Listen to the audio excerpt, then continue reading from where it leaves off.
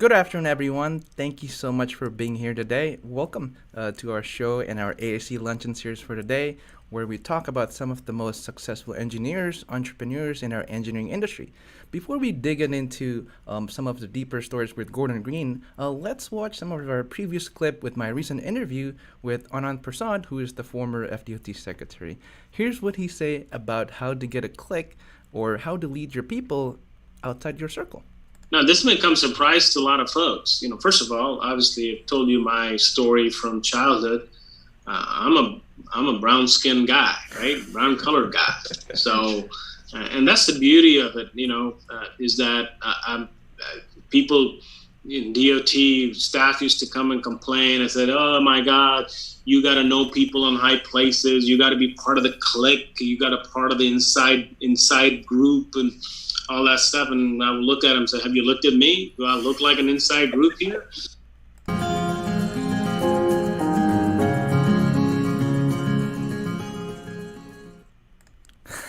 So there it is, guys. That's Anand Prasad, just being Anand. He's such a funny guy. So if you haven't watched the clip before, so today I'm your host, William Suhaili with ASCE. Without further ado, we are going to introduce our speaker for the day, who is Gordon Greene. He is the current executive vice president for Patel, Greene and Associate. And as you all know by the name, he co-founded the company together with Haran about 8 years ago. Today, the company is 80 employees going strong, and with 500 plus completed FDOT projects, they're probably one of the most well-known companies growing really fast in the industry. They also just recently won an award with Zwig, and if you guys didn't know Zwig, it's one of the engineering magazine in which they cover successful engineers, entrepreneurs, and companies in the industry. They won Best Places to Work, and that's such a prestigious award a company could ever have. A lot of companies have been applying for it, and they haven't even gotten it. And so, oh yeah, go PJ. And so, with that being said, Gordon, it's really nice to have you today. How's it going? Good, man. I appreciate the opportunity to talk to you a little bit about PGA and some of my history, and it's definitely an honor to be able to take part in something like this. Great, great, great. Well, I know we have a lot of questions in mind today. There's a lot of, I guess, young entrepreneurs or young engineers in the industry who's really excited to have you. So really honored to have you as well too. So I guess before really digging into, how are the things you build PGA and how to really start making up your own business, mind sharing us a little bit of who you are today? I guess maybe give us a little explanation of who PGA really is. Yeah, so I mean, you hit some of that. You pronounced it correctly, Hidden. Most know him as Hiren. But he and I founded PGA back in 2011, July of 2011. And so now I'm serving as the executive vice president. And now over 80 folks in our three offices in Bartow, Tampa, and Winter Park. I didn't realize we've done over 500 projects, but that feels about right. Some days feels like about 5,000. But we always need more. So yeah, that's pretty cool. I'm not sure where you pulled that stat from, but I like it. Yeah, so that's me. That's what's going on these days, and still hiring, still growing. Yeah. We have big plans for PGA. Whoever did your website, I guess that's where I pull it from. I should have fact checked it with you first. All right. So, what about this, Gordon? How did it all begin for you? I guess which college you go from? I guess this is some of the magic questions people are asking. Did you even go to college? Did you magically just know civil engineering? And do you have a family background of entrepreneurs, or? Yeah, well, no, well, yes and no. So I graduated with my bachelor's in civil engineering in 2003 from USF. I actually started at Polk. It was called Polk Community College back then. So I got my AA so I could stay home. I lived at home and went to school there in Lakeland. And then, eventually you have to go to Tampa over there to finish your engineering degree. So I did that. But my love for engineering really started back in high school. I actually worked summers of 98, 99. I graduated high school in 2000. So the summer of 98, 99, I actually worked for Larry Madrid with Madrid Engineering Group. Wow. They were pretty small back then. And it was actually my high school baseball coach, went to the same church as Larry. And I guess I told him I wanted a job, or maybe Larry said he was looking for some high school interns.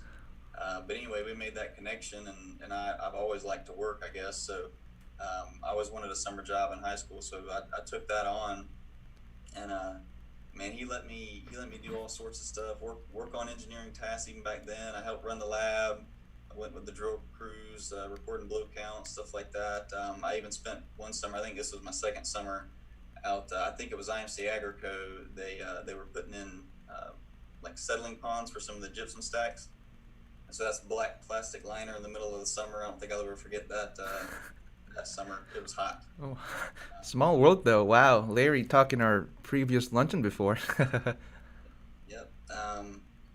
In terms of family background, my mom and stepfather worked their whole careers with FDOT in District 1. So that probably had more of an influence than any sort of entrepreneurial background, at least in terms of what had me heading towards civil engineering. I mean, I was even more focused than that. It's not that I just knew I wanted to do civil engineering. I knew I wanted to do transportation civil engineering. I mean, they weren't especially entrepreneurial or anything. But my father's family, probably, you could say that. My grandfather owned citrus groves and cattle, and got some other family members that are farmers and have their own businesses and stuff like that. So there may be some influence by that, but I'd say definitely influenced by my mom and stepdad that worked at DOT. My sister works over there now. Wow. Um, Okay. but I'd say I was probably influenced a lot by Larry as well. You know, being that impressionable high school kid, watching Larry do his thing. Larry's pretty much the same now as he was back then. You know, very entrepreneurial. I mean, he to Hmm. the core. I agree. That probably did have an influence on me back then, even if it was subconsciously. Okay, okay. Well, that's really cool. You know, again, what a small world. I reach out to Larry, and you're right. He's such an enthusiastic guy. The moment you call him, you know it's wow. This guy's an entrepreneur. So, all right. So that's how you started with. What about where did you start your engineering career at? I know you say you briefly worked with Larry afterward, but did you have multiple different jobs before you started PGA, or was it just one job and Yeah. then bam? But you know, again, I've always been blessed and fortunate to know this is what I wanted to do. I never deviated from it. Wow. Okay. So I worked with Larry those summers. I enjoyed that. I got to be outside a lot, and that was really cool. And I enjoyed geotechnical engineering, you know, even in school. Mm, So there was, you know, working with Larry gave me some thought to maybe doing that, but my love was really in transportation and design. mm, So my senior year of high school, I went to Bartow High School. They back then had what was called an executive leadership program. And so high school seniors, it was sort of like OJT, an OJT program type thing. But it was, I guess, run with a separate group or something. But anyway, they had a partnership with DOT. Actually, several partnerships, but when someone said they wanted to be in engineering, their partnership was with FDOT District 1.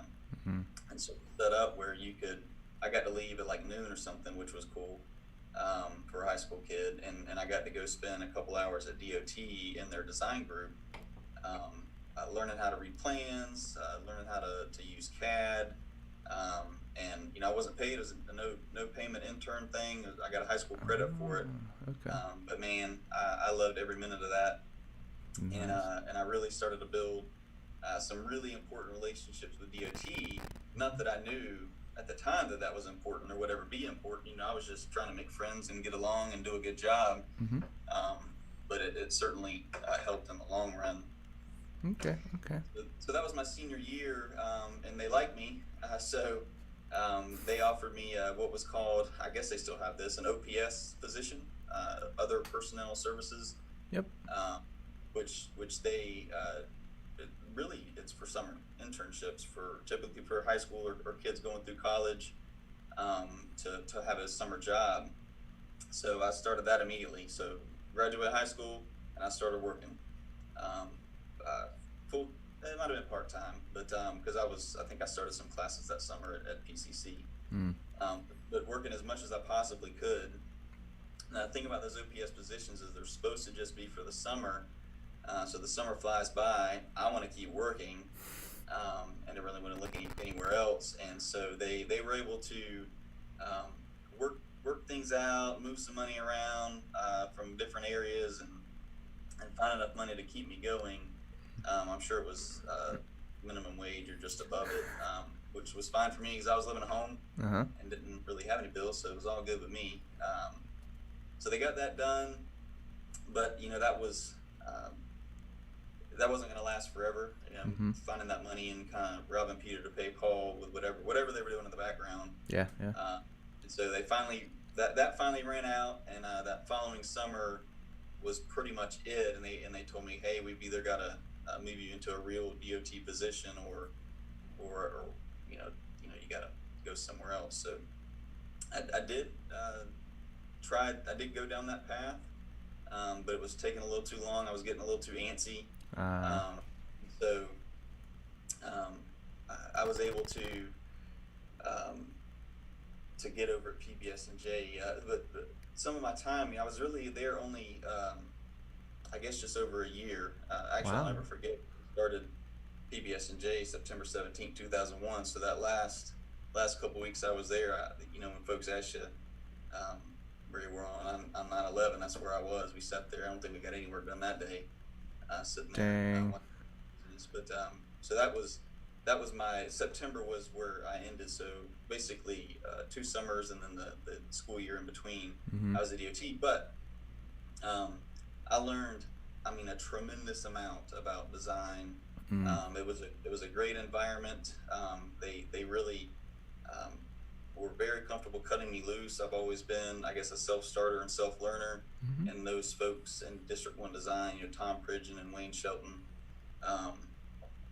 and guys that have moved on and retired by now, Okay. they really cut me loose. Whatever task I was interested in and wanted to work on, they point me to some training or just let me try it out, and it was definitely a little more relaxed, time-wise, being in-house, and some of the projects we were working on, the schedules weren't as crazy, some of the ones that seem like we work on anymore. Mm-hmm. So it was a really great learning experience. I became very proficient in MicroStation and Geopack.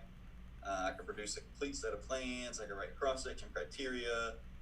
They even had me developing complex TCP plans for some of their in-house widening jobs. We had one down in Lee County on State Road 78, one in US 27 in Polk County, which that one was actually metric. Wow. In case we got some young folks on the call that don't realize that DOT used to do jobs in metric, that was always fun. Mm-hmm. Mm-hmm. And at the time, I was already thinking of staying at DOT for 30 years. There were a lot of people that did that. Wow. Okay. The retirement plan, the pension plan. Yeah, the pension. It was, that was in the back of my mind. My parents, that was the track they were on. Mm-hmm. But that just wasn't meant to be with the OPS money running out, and it just didn't happen. So I definitely loved and treasured that time at DOT. And that's some of the good old days for sure. Absolutely. Yeah. Yeah. But anyway, while I was there, I'd worked with David Long. Mm. While he was there, he was there at DOT District 1 for a while. Then he went over to PBS and J. Mm. So I had some contact with him, and then Jason Lau, who's my brother-in-law. I wasn't quite my brother-in-law back then, but pretty close. I think I married his sister. I don't know if anybody knows Jason Lau, but he's an engineer as well. Mm-hmm. So we'd worked together then. He had moved over to PBS and J, and so once the money thing had run out, then they reached out to me, and I definitely jumped on that opportunity because I could stay in Bartow, continue working on transportation design. So I started there September 2001, and I worked there until we started PGA in July 2011. I started in their Bartow office, Mm-hmm. worked part-time all the way through college, as many hours as I could get in. Mm-hmm.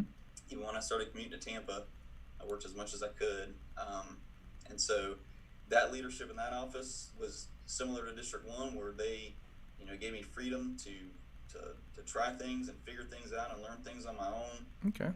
And I took as much advantage of that as I could, to the point where I was able to be the sort of lead roadway engineer, even though I hadn't finished my degree yet, on projects towards the end of that. So end of 2003, I was running roadway projects. Wow. Okay. That I don't know if that would have happened anywhere, but PBS and J, they were a great company. So and that Bartow office, that was a great environment for me to come up in. Okay. And so Towards the end of that, though, I was spending a lot of time at the USF Tampa campus anyway, so I started working in the PBS&J Tampa office that last fall. And so DSETM had a lot of big projects back then. We call it the Memorial Interchange, Veterans and State Road 60, the Courtney Campbell Causeway. So I worked a lot on that while I was finishing up my degree. And it was there in Tampa that I got it in my head that I wanted to start learning drainage. And so drainage design wasn't really an option to learn in Bartow. They didn't have a whole lot of like design projects to learn on, so I decided I'd start commuting to Tampa. Wow. Okay. I tell you all that stuff. I don't know how interesting that is, but I tell you all that just to lead into how I got to the PBS&J Tampa office, and that's where I ended up meeting and working with Kieran. He was already there, working in the drainage group, and so that's once I started working in Tampa, that's what I wanted to do was drainage. So I started working in the drainage group. So got to work on some more big, complex projects. I-275 from Himes to the river, I-4, Leroy Selman Crosstown Expressway was something that I led the drainage design on up to phase 2, which was a huge opportunity for me. I learned more about drainage on that job than any, I think, because it had a little bit of everything and a lot of it. It was just a very large project. So I learned a lot about that. But when I look back on that experience, it wasn't just learning more technical stuff and how to manage a project. It was the people side. That was really my first big experience with having a couple junior engineers working under me, and I was sort of responsible for their training, and I don't think I was very good at it. At the beginning, I don't know if I got very good at it at all, but I feel like I've gotten better since then, and that's probably the best learning experience when you can look back and reflect and realize you didn't do a very good job and figure out how you could have done better, and actually do some of those things the next time you have that opportunity. So so that was really great. The downside of that project is I don't know that I saw my house in the sunlight for about a year because I would leave super early to commute over to Tampa. Wow. Worked too late. I was getting my MBA. At some point, I was studying for my PE. Dang. So it was a little rough as far as that goes. It definitely took a toll, and so I decided phase 2 was a good milestone to say, okay, phase 2 drainage. That's all you're getting out of me, and I got to go back to Bartow. Get married. So that's what I did. But it worked out great because they had a couple big projects coming in from Polk County, West Pipkin Road, and Bartow Northern Connector, phase 1. So I was able to step in and lead the roadway and drainage for both of those. And while that was all happening, those projects were starting to wrap up. We really started to grow an actual design team in the Bartow office. Wow. Okay. And where we could actually start chasing work in District 1 as a Bartow office design team. So that was very exciting. That was my first time really marketing. All those other projects, the senior folks marketed for those. I was still the, okay, here's the project kid, get to work. And so, I got to work. So this was the first time I was really getting into the marketing side of the business. It was very new, but I enjoyed it almost from the beginning. So PBS&J, they have and still do, even though they're Atkins now and all those things, a lot of those folks are still there, and they have a very, it's a good approach, a strong approach to marketing and how they put presentations together and all that stuff. And so I learned a lot of that from my time there, and from a man named Jim Kennedy, who passed away last year. Again, I don't know how many folks would know him, but he's a former District 7 secretary. He really built that PBS&J Tampa office to what it became, and a really grumpy guy, but brilliant. Yeah, that's good. So definitely one of my mentors coming up on the marketing stuff. So we did a lot of that, a lot of marketing up until I left, including a big win in District 1 on State Road 542, and that was just a few months before we left. So that really kind of bolstered the whole, I think I could probably do this. I'm pretty good on the marketing side, and I think I get it. Gotcha. So that kind of takes me up to PGA, and I can honestly say that I loved every minute of all that. I really love my time at DOT. Really enjoyed my time at PBS&J, Mm-hmm. and I've always have and always will enjoy being an engineer and solving problems. So That's um, that that. answer your question? Yeah, yeah. Oh, absolutely. That's really cool to know. It's just like watching a movie. You know how a truly life person begins. So, I guess a lot of people actually ask this question. I recently watched a podcast with Kevin Delory and Mr. Wonderful from Shark Tank, and one of his aha moment before he started his own company was that I guess when he was, I think it was 15 or something like that, he was a clerk. He was a clerk in the candy shop, and I guess one day one of the customers spit a bubble gum on the floor. And he saw that because he was there the whole day. And as he was about to leave the shop, the boss was saying, "Hey, what are you doing? Pick up that bubble gum and scrape it off." And Mr. Wonderful said, "No, hell no. Why would I do that? I'm a clerk." And sure enough, the boss said, "You do it or you're fired." And I guess he was fired that day. And then on the way home, on his mind, he was like, "Never again. I am not going to work for someone else. I am going to be my own boss." So what about you? What is your aha moment? I guess when you started PJ, was that the multiple wins that you did on PBSNJ, or is there any other things that you want to share? Um, yeah, I mean nothing like that. I mean, there was nobody that treated anybody like that at PBS&J or DRT or anything. So That's I good. always had great people experiences with all Mhm. my bosses, workers, and all that. So nothing like that. Mhm. Um, but like I mentioned, when certainly not when I was that young, 15, 16. Like I said, when I was at DOT, I thought, yeah, I think I can work here forever. This place is great. Mhm. When I moved on to PBS&J, it was kind of the same deal. There were a lot of folks there that worked their whole careers, 30 plus years at PBS&J. They had a great associates program, retirement program. I mean, you could do that Okay. and do well and all that stuff. So that sounded good to me. Mm. I enjoyed working there. It was good people. So that was kind of my plan.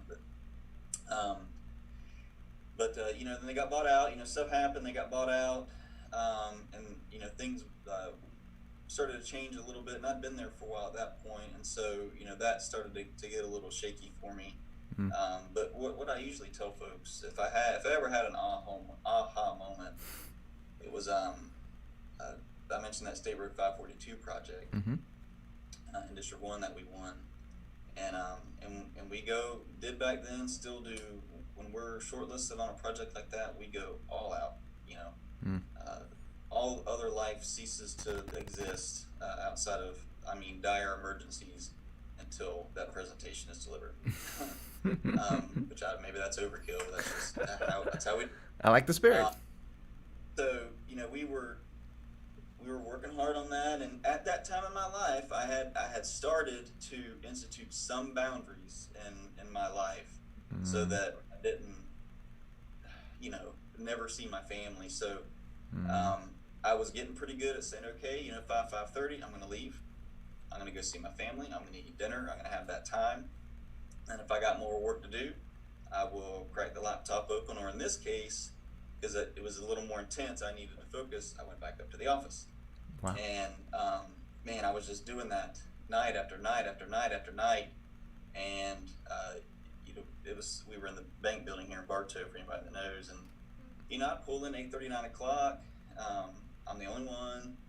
Not that everybody else wasn't killing it and working their butts off. They were, but I guess I was the only one coming back up to the office. And just one of those nights, I just look up as the only one walking back in. Probably going to be there for 3 or 4 or 5 more hours till 1, 2 o'clock in the morning. Mm-hmm. And I asked myself, what am I doing this for? Who am I doing this for?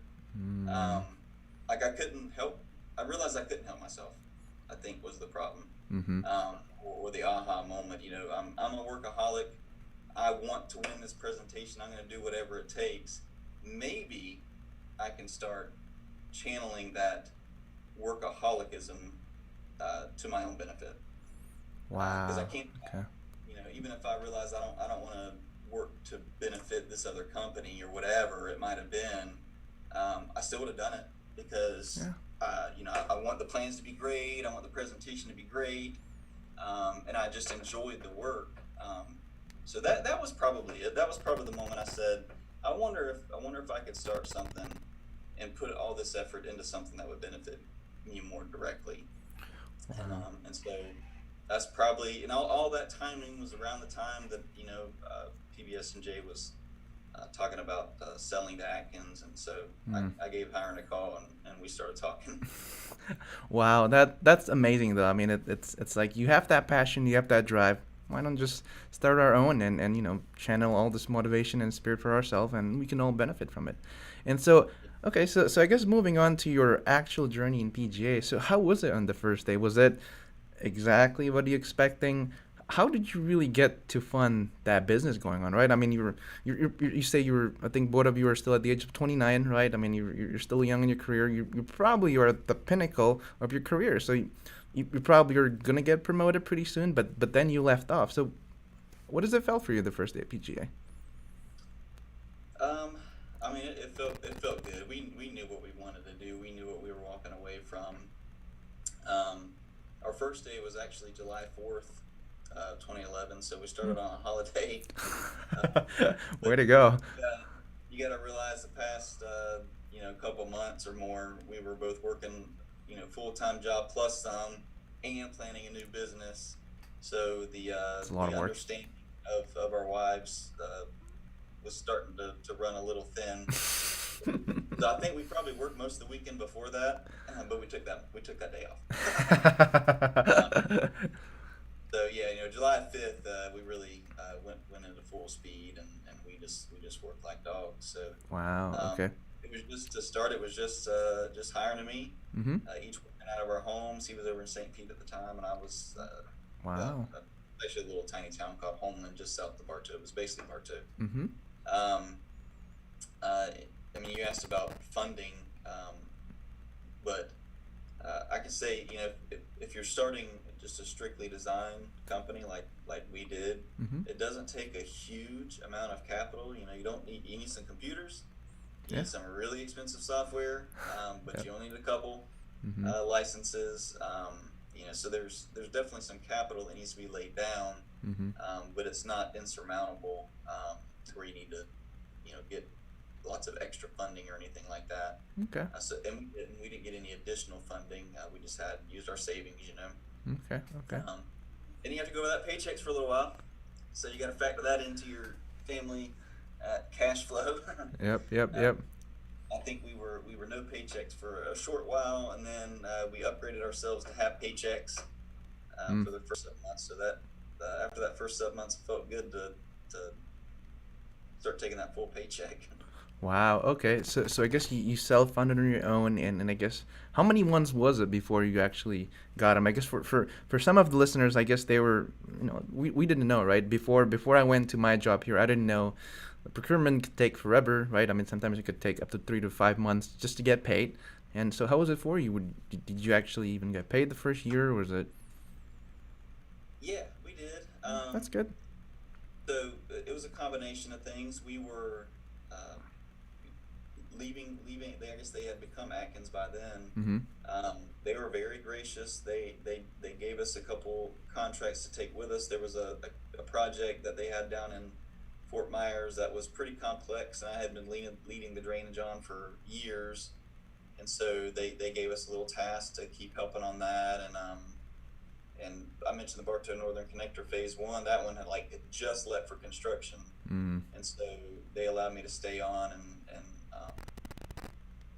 continue to be the drainage EOR. So there's some post-design stuff there, and then that 542 job we won. They didn't have to do this at all, but they did. They let me keep the pond siding report, which was an early thing, so that was nice. We got to work on that fairly early on. So that was good. That really helped. We also were able to get on some district-wide drainage tasks in District 1. We got added to a contract, but that came from hiring me, going over there and telling them what we were doing, and just asking. They could have said no, but thankfully they didn't, so that we were able to work on some flooding investigations and get a few things going early on. But what was really got us going quicker was our first prime win. I mean, our business plan was prime. We're a DBE, we're really good at drainage. We'll just get on as many teams as we can. We'll be a sub consultant, and we'll start priming later. That was kind of the plan.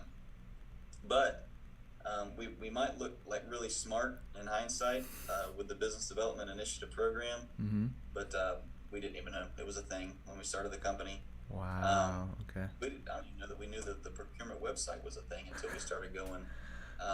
But we figured that out, and we started studying that, and we saw this US 17 3R project in Arcadia, and it was Business Development Initiative. What the heck is that?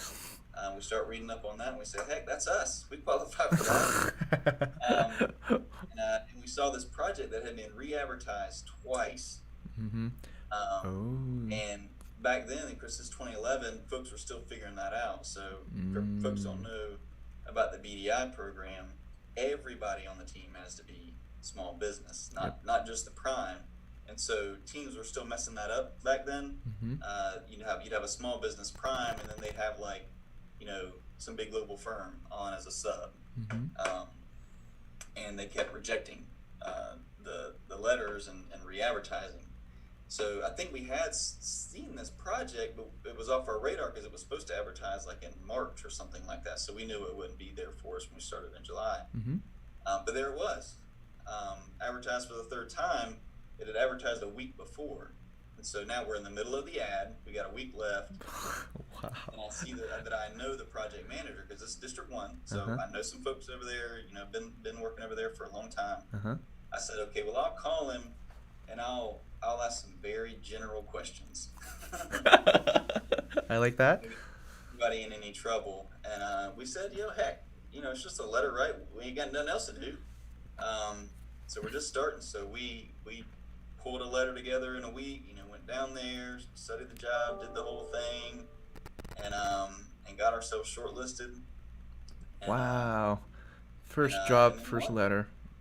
Dang. Okay. That's amazing because that literally leads up to I swear I have like 6 different questions asking the same question. They're like, how in the world, right? I mean, you're at the age probably around 29 to 30, right? Your company just literally started. How in the heck did you get a DOT project, on your first trial? And that's really cool, and that really sums up the story. But other than that, you're basically a two-man firm at that point, right? How did you convince the DOT, I guess besides the general phone call, that you were the right candidate for this task? I think it really comes down to relationships and trust, like anything else. That's true. They've got to trust you, and they knew me. We ended up doing the same thing in District 7 with some BDI projects, and that was based on hiring relationships. I think we might have hired Jason by then, but barely. So we were still basically a two-man operation when we went on our Nebraska Avenue job in District 7. Fairly soon after this one, another BDI project, and that was because they knew and trusted hiring. The BDI program definitely helped because now the TRC is already sort of in the mental position to accept a very small firm. That was the point of the program. And so that definitely minimizes the fact that I'm coming in saying I'm going to do this single-handedly. I mean, I basically did that job by myself. Wow. Because we have, we were indoctrinated at PBS&J that quality control has to be independent. Well, there's 2 of us. That's true. One of us has to do it, and one of us has to QC. And so, that was my job, so I got it done and hiring QC'd it, and we kind of flipped roles on Nebraska. Wow, okay. Without the BDI program, I definitely feel like the winning work as a prime would have probably been delayed a little bit. Wow, okay, so you got this, I guess, within the first year or something like that? Yeah, we were selected, I think, in August. And of course, it does take That's some time. So 1 month, wow. End of the year, beginning of 2012, probably. Got it. And I guess another question pop up on this one, I guess. What sort of avenues do you reach out to your subs, right? I mean, you're kind of new, and how do you know this group of subs, I guess, who is also a BDI, and why would they even want to work for you, right? I mean, they can prime on their own, And I guess how do you convince them, right? I mean, that you can lead this project, and help win it together. Um, that's a really good question, and I don't know why folks trusted us the way they did. I mean, we did have some consultant relationships, but we didn't have a ton of those at PBS and J. We were a big company, Mm, and when you were more or less just a doer, you didn't get out much. So yeah. um, we were able to build some just based on maybe there was some teaming on some project we were working with another consultant, but for the most part, we didn't. I mean, we weren't marketing that much back then. So Wow. a lot of folks were brand new to us. But what I will say is the transportation engineering industry, by and large, especially on the like ones that focus on DOT work, are just really nice people. Mm, We didn't really have any issues getting in touch with folks and letting them know that we existed, because that's probably the major point, that folks have to know that you exist. And if you're not known to them beforehand, um, talking to them at a conference, or even if you schedule a sit down with them and have a really good meeting and you feel good about it, unless you've got a teaming opportunity that's coming up like right then that you can get them to commit to, mm-hmm. if you're talking to them about something that's 3 or 4 months down the road and you don't follow up, it's not going to work. You're Mm, brand new to them. They might be very important to you as, hey, this is a new opportunity, maybe a new teaming partner. You're not that important to them. They got a lot on their plate, and you're brand new to them, and yeah. why would they? Why would you be important to them? That's true. Um, That's true. so you got to realize that you're not. You're just not, and so you got to be a little more persistent. Mm, And you can never grow complacent, thinking that even if that meeting went really well, that oh yeah, they're going to remember that and they're going to call me mm, when this project gets ready to add. They probably won't. yeah. Yeah. So you've got to stay in touch with them. You do have to try to make those meetings really effective. You come to a meeting, yeah, you're gonna give them your spiel. You're gonna tell them about what you're good at, but come with some specific pursuits. Hopefully, you've done your homework. Hey, I Mm, want to do your drainage design on this, widening of I-75 or something. I've already looked into it. Here are some things I think would work on the wow. project. Okay. That really opens some eyes. Mm-hmm. Um, and then if they don't team with you on that one, don't get discouraged. You find the next one, and you get back after it. I. We were certainly turned down for teaming plenty, Mhm. but we got plenty of opportunities as well. I mean, the DBE certainly helps, but it's not always a guarantee, that's for sure. And we never, from day one, we never started with that, and most of the times we never even mentioned it. We didn't want to be put on teams just for the DBE, Mm, because we knew one day we wanted to grow out of that program, and we don't we want our value to be tied up in our talent, um, not in DBE points. So that was always the icing on the cake. That's what we told folks. Hey, you put us on the team, mm, we're going to help you win this job. We're going to make your team better, and you're going to get some DBE points as a bonus. mm, mm. Um, yeah, so that was really key, just being a valuable team member. And even when we didn't come away with the contract, there was still value. We strengthened or built a relationship with a prime. If they were shortlisted, we got FaceTime in front of the client, which was huge. Wow. Okay. And we typically learned something to take with us on the next pursuit, either something that we figured out on our own through the process, Mm-hmm. something we saw another consultant doing and said, hey, that's a good idea. Okay. We need to start doing that. So just getting in there and making those contacts and watching others do their thing, and then taking away things that you think will work for you is always valuable. Okay. And it was always really common for us, even after we would lose a presentation, the prime would comment, like maybe on our commitment during the pursuit, where they're staying late with them or whatever it is, and that they would tell us they would definitely use us again, and that was always Mm, made us feel good. It was reassuring and reinforcing that the extra effort was worth it, and they would. And at that point, you you shouldn't dial it back down, but you want to feel like you can, right? Like, mm-hmm. okay, well, they really like us. Now they're going to call us for sure on the next one. You can't ever get into that mindset. Yeah, yeah.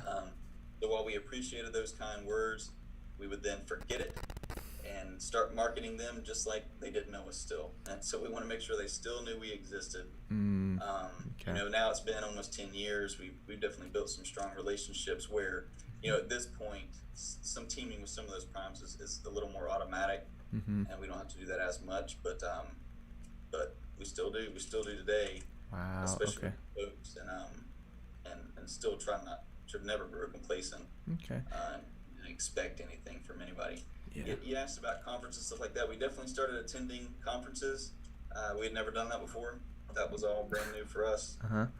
I don't know that we even knew those were a thing when we were at PBJ, but we learned that they were. We registered. We put ourselves out there. We're both pretty introverted, so those first few conferences, especially the biggest one, I remember going to the first AC, well, it's still called FICE back then, the transportation. And man, I'd look around. Everybody seemed to know each other. They're talking. They're standing in groups. Uh-huh. And we didn't know anyone. And so that was pretty daunting. But we know more folks, so those are more fun. Wow. But Okay. you make a couple friends, so now you know a couple more people, and you just build on it. Mm-hmm. And digital, you talk about marketing tools or digital stuff. We did build a website pretty early on, but that was about it. We didn't really spend too much time doing any other digital marketing. I'd say if I really had to boil it down, our early success can just be attributed to nothing more than just old-fashioned beating the pavement and working really, really, really hard.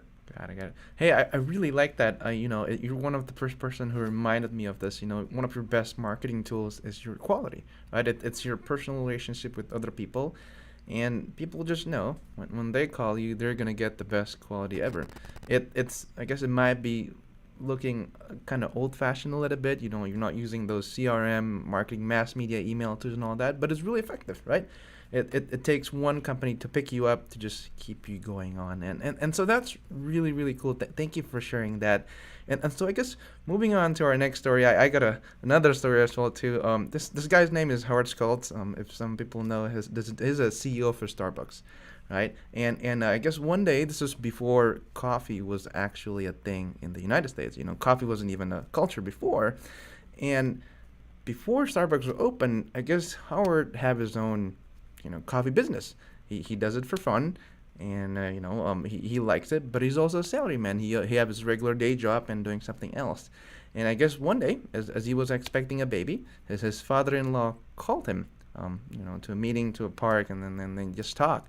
And his dad literally said to him, he was like, "Hey, son, I think you should stop your business because this thing's not working out. You should really stop this hobby out because now you're expecting a kid. You got families to cover." And so I guess that day he went home crying and sobbing and think this is the worst thing ever. And so when you're starting up your own business, there's probably a lot of naysayers in their way, right? Do you have any of those when you started PGA? Is there any worst nightmare that you can cover, as you win this Muncher project? And you said you were having you already have kids at that point, right? And then any other stories you could share? Yeah, I mean, not anybody made me go home crying or anything like that. My stories are kind of extreme. Yeah, but 2011, the economy still wasn't great, so there's definitely folks that were, a little scared. My wife, of course, was worried, but she trusted me. Good. Because at the time, was she? Trying to think if she was still. No, I don't think she was staying home still with the kids. But just barely going back to work maybe. And so it was scary financially on the personal side. But that's natural. But she really trusted the vision and all that stuff. But that was probably it. Nothing like that. Nobody telling me we were definitely going to fail or anything like that. So that was good. That's good. That's good. We'd have done it anyway. But worst nightmare, I would say my worst nightmare, especially at this point, but even early on, is losing our folks. We're very proud of the culture that we've built at PGA, and and the culture is our people. So it's the people and the kind of people that we've been able to bring in from the very first hire that make PGA great. And it's not just their talent and intelligence, but it's also their kindness and their attitude toward one another. I think we have. I think we've got a higher concentration of that at PGA than any other company. It's not easy to find, but I think it has to do with the fact that we're blessed by hiring folks that do possess those qualities. And when you keep them in the hiring process, they're going to find more people like that. They're going to help you hone in on those people that possess those attributes. So fit has always been a huge part of the hiring process, and we've kind of got a no jerk policy. I wrote a little blurb in I guess it was Florida Trend, where apparently I went on and on about how we don't hire jerks, so I won't do that. I saw my wife who read that and said, "Man, you really talked about no jerks a lot," so I won't do that. But we don't hire jerks. That's good to know. I mean, I bet that's probably why you guys want one of the best places to work, right? Everyone seems so nice, and I've been to your office before. Everyone are always really friendly. No jerks allowed in the office. And so, is there any tips you have, I guess, for some folks right there that starting up your own business, and I guess just moving on with that question as well too. How many hours did you spend on PGA, right? Is it something that you recognize? Did you work that 60, 80 hours, or did you get that work and life balance? You was wondering. Yeah. So I guess I'll answer that first. In the early days, and probably for the first, probably several years, but it's definitely early on. Hired and I were routinely working 60 to 70 hours a week, but I mean, we wanted to make this work. It was going to work. And so putting in that time, it never felt burdensome. I mean, you get tired, but it never felt burdensome at all. And it really wasn't way more hours than what we were doing at Atkins, so it wasn't some sort of shock. And our families were behind us. They knew we were building something, and so they supported us while we were, working like dogs. And so that lasted a while, but we've hired a lot of people, a lot of really, really good people, and so those sort of hours are still required at times. You got to propose a presentation you're preparing for, some big submittal or whatever. It's just the nature of the business we're in. But having this awesome team that like I mentioned, these are the sort of folks that they want to take stuff off your plate. They want to help and grow and do more things, and so there's always folks willing to take on a little bit more.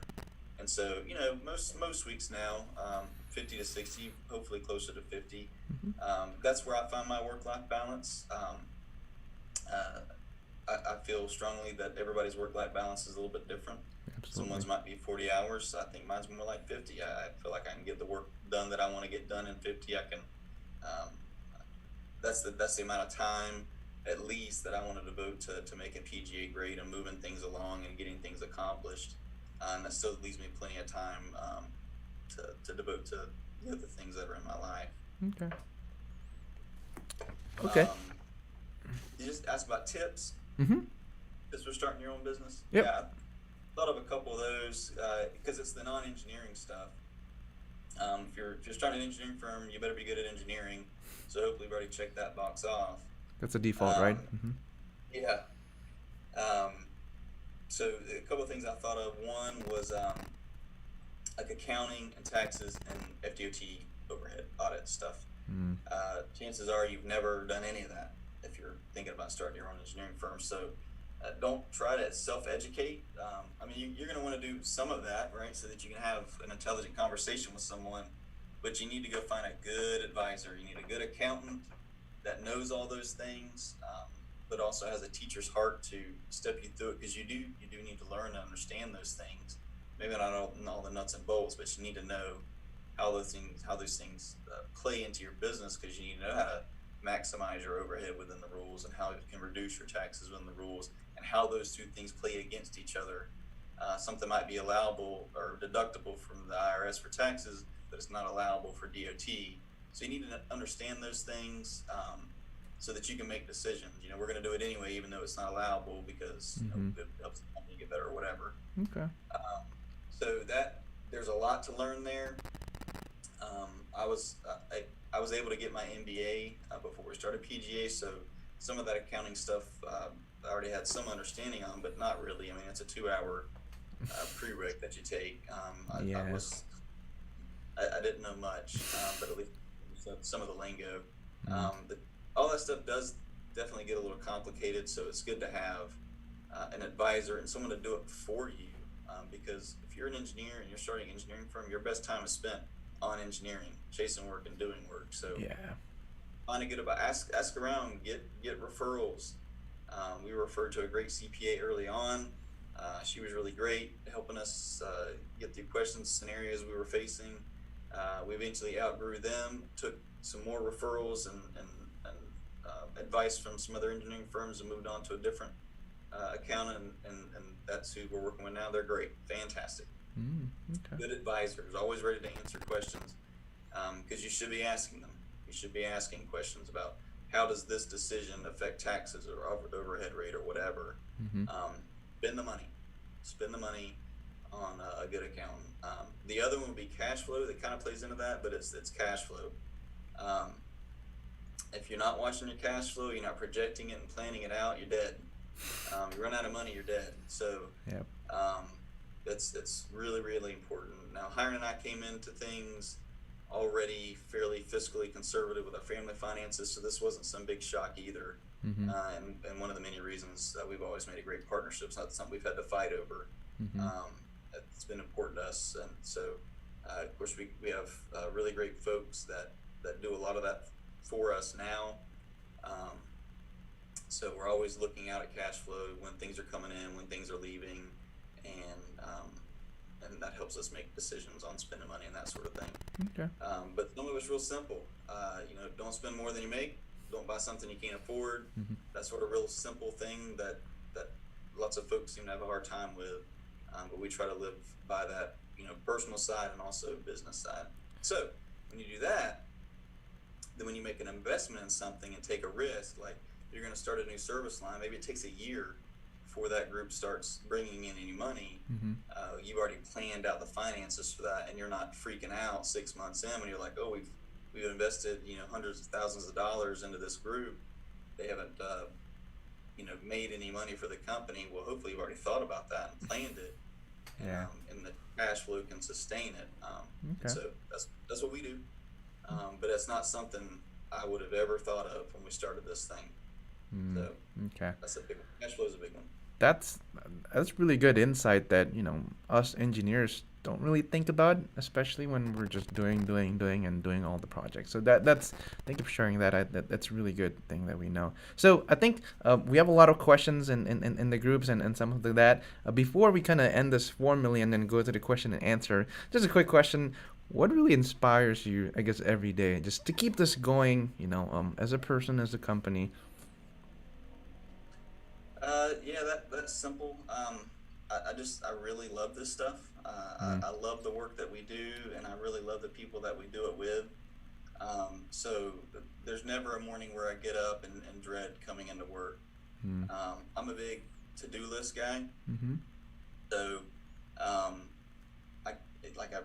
I can't wait to get up and start knocking stuff off the list. I want to get it all off the list that day, whatever I'd give myself to do. Wow. There's nothing more satisfying than you look back at the end of the day, it was a productive day. I know I really got some work done, or I helped someone out, or I won a big project, or maybe I did all those things. It's fulfilling and satisfying, and I want to wake up and do it again the next day. Not all days are like that, but it's certainly not for lack of effort. I'm getting up and getting after it as soon as I can. Okay. Wow, I truly love that passion. I think when I was speaking with Larry, he has that same passion as well too. It's just the motivation to keep going and just to do what's right, and then just to create a better future for everyone, environment. Always have something you're going for. Always have some vision or some goal that you're going for, because that'll get you up so that you can start taking another bite out of whatever that goal challenges. Okay. That's good. I like that. I think a couple of my mentors said the same thing. Make that vision. What do you want to achieve within a year, maybe within 6 months, and then long term, 5 and 20 years. And especially in a company, you definitely got to do that. And that's really cool. So with that said, I want to open up to people with some question and answer. I guess I open up the chat in YouTube. If you guys have any question, feel free to post it up. I have a couple of questions lined up. But before that, I have some questions that I really like to ask. I guess this come up from the questionnaires. So question number one: what is the right time to scale and hire? Should you be hiring when you're drawn with work?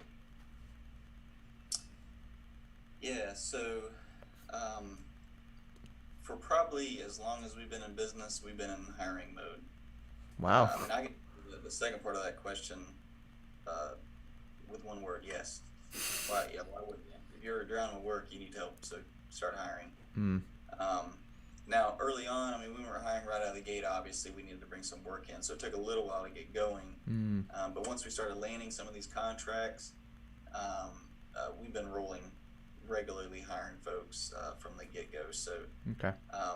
generally speaking, we end up kind of going until it hurts workload-wise. We try to get in front of it, but it's good folks are hard to find. That's why I say we kind of stay in hiring mode, because when a really good person that's a great fit comes along, you want to kind of hire them anyway. Mm. Because we know we're in growth mode. We know we want to grow. Mm-hmm. So we know we're going to need the people. So we're always kind of on the lookout. But oftentimes we end up going to it really hurts. Folks are overworked, and then we're able to bring folks in and ease that off a little bit. Mm. And then, like I said, sometimes someone comes along, you weren't really looking to fill that position, but you know that they're awesome. You just hire them, and Okay. know that the work will be there. Because you can always put them on pursuits. We're always chasing work. Yeah. If that's not their thing, then you put them on projects and pull someone that was on projects off that likes to do pursuits and let them do some pursuits. So it works out either way. Mm. We definitely have a more optimistic outlook when it comes to recruiting and hiring. We assume we're going to stay on the same growth trajectory. That is our goal. That's where we're headed. And so if we're going to keep growing, we need to keep hiring. I like that, and as always, this is what all the managers said, right? Good people are really hard to find, so you want to pick them along the line, making sure they're on your team, right? And try to fit them in. All right, I guess some of the chat, I think some of the question was, I think you might already answer a little bit, maybe touch on a little bit. How did you overcome the "you're too young" image, right? Obviously, when you started, you in your first job, you don't have a white hair yet, right? And how did you overcome that? If you don't think you're too young, then they shouldn't either. Mm. You know what I mean? Don't buy into that. Don't. I'm sure folks did say that about us as well. But the proof is in what you do. But we never really faced that a lot. Not to our faces anyway, and certainly not results. I mean, we got added to plenty of teams. That's good. Maybe it's just talking the game, and you just go in when you approach somebody. You got to put that out of your mind. It might be in their mind, and there's nothing you can do about that. Mm. All you can do is come in prepared. Like I said, talking that good game. Knowing your stuff, and most folks just want a valuable team member. If you're talking about getting on teams as a sub-consultant, they're not going to care. Mm-hmm. I like that mindset, actually. In our experience, anyway. We were able to get on plenty of teams because we knew our stuff. That's true. Yeah. And I guess for you, I was asking, maybe it's your mindset. Maybe someone actually told that to you, but I guess maybe change that mindset a little bit. Even if they told you, if you know what to think you're doing, maybe that's the right way of approaching it. Thank you. That was a really good answer. I've always kind of had a baby face, I'm told. So, I was 29, 20 or something like that, but it still didn't affect us. That's funny. All right, moving on. Is engineering your only passion? If not, do you ever feel like you're missing out on life by not pursuing those things? That's some really cool questions. Yeah, that is a great question. And yes, I do. I do have other passions. I don't know that I was always very good at balancing that. I've struggled with that at times, leaning too much into work and letting the things that need to get done take over. So I've got a good wife that keeps me in check on that, and reminds me when I'm leaning too hard into that. So I recently got back into the gym, so that's becoming a passion for me. So I'm dedicating that time each morning to my physical fitness. And my faith is very important to me, so I'm very involved in my church. I dedicate time for that each morning as well. I'm involved in committees, and I'm actually what we call a ruling elder at our Presbyterian church here in Bartow, which takes some time, and I really enjoy doing that. And then some civic stuff. I'm involved in a couple boards here in the city of Bartow. I'm currently the chairman of the Community Redevelopment Agency for the city of Bartow.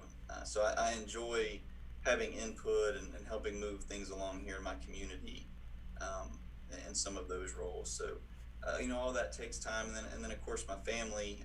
I still try to hold to that best I can pattern that I've had for a while now, which is I'm going to try to leave here at a reasonable time and get home and have some quality family time around dinner at the very least, because all that stuff's very important. So that's how I try to stay balanced. It keeps me busy and doesn't keep me from getting burnt out.